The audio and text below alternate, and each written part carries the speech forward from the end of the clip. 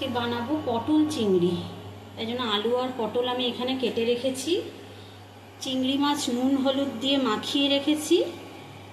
পেঁয়াজ কুচি, আদা, টমেটো আর রসুন বাটা মিক্সিতে বেটে রেখেছি।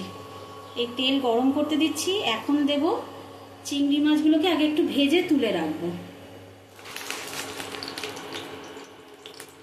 পেঁয়াজটা ভাজা হয়ে গেছে। এবার আমি আলু আর পটলটা এর মধ্যে দিয়ে ভালো করে ভেজে নেব।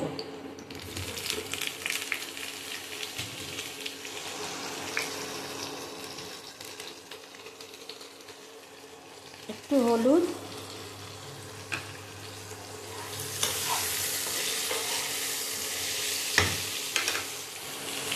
দেখো এটা লাল লাল করে ভাজা হয়ে গেছে।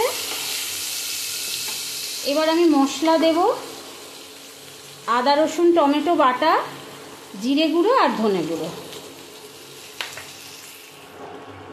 এই যে ঘি, গরম মশলা আর একটু মিষ্টি দিয়ে এই অবস্থায় চিংড়িগুলো দেখো দিয়ে দিয়েছি। আর এই আলুটাও সেদ্ধ হয়ে গেছে মাখা মাখা করে।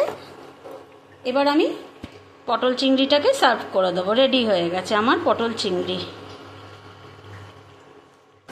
এই যে ফাইনাল লুক পটল চিংড়ি, যেটা দেখতেও খুব সুন্দর, খেতেও খুব টেস্টি হয়েছিল।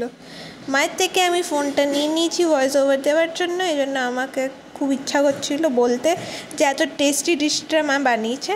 তোমরা নিশ্চয়ই ট্রাই করো। Bye bye.